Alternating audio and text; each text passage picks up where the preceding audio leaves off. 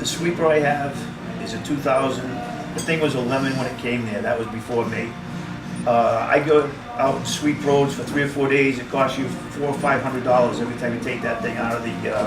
Everything kind of goes out of the garage for a week. It costs you between $400 and $1,000 to fix the thing afterwards, and it's been like that ever since it's been there. Tractors, all the new developments we've got over the years here in town, they all have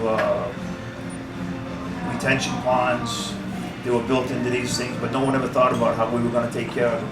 I approached the selectmen probably 5 years ago, not any selectmen that are here, past selectmen that are here now, and talked to about why not get these developers, when they come in to do these developments, to get some money put on the side, because we're going to have to maintain this stuff when they leave here. They come in and rake the town, and then they move away, you never see them again, but we're stuck with all their roads and everything else we've got to deal with.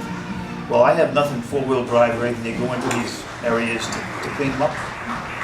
And I have a 1971 International tractor now that I can't go. I have to go the low road when I go into the harbor because it won't go up the high road. I have to go the low road and come around and coast down because the thing doesn't have enough power left in it to go up that hill. So this is the kind of equipment I'm dealing with, and I've been dealing with for the last 8 years.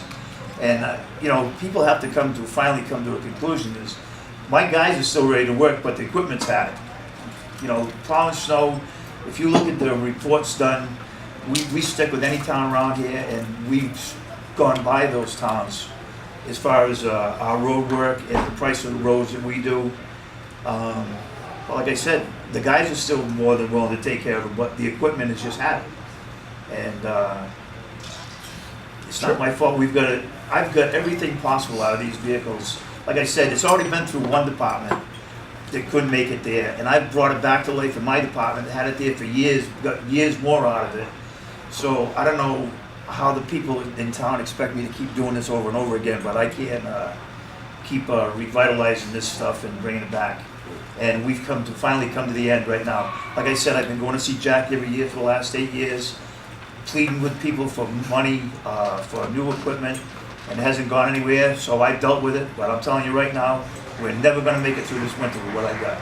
Hey, Jack, so I want to warn the people ahead of time. What do you typically spend on equipment and vehicle maintenance? We have last a couple of years? $36,000 line item for equipment repair, maintenance, but a lot of times we go past that, and I have to go into other line items to use to keep the equipment running. So between 36 and 40 probably.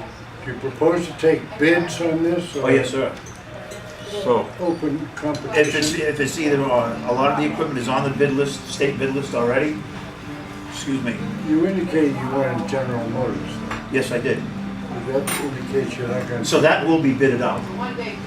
And what happens, sir, if, Mr. Moore, what happens if you have one type of equipment, a lot of times, like we have John Deere heavy equipment. So say Case or Caterpillar comes in cheaper, a lot of times they'll let you go with maybe it's a few $100s. They're all close anyway. So if it's $1,000, even $1,000 different, they'll let you go with the higher price ones because that's what you stock for. Who is they? Like, well, they is me here in the town.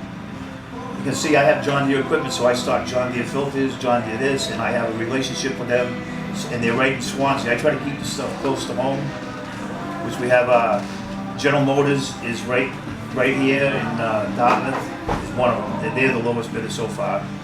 And we have John Deere in Swansea.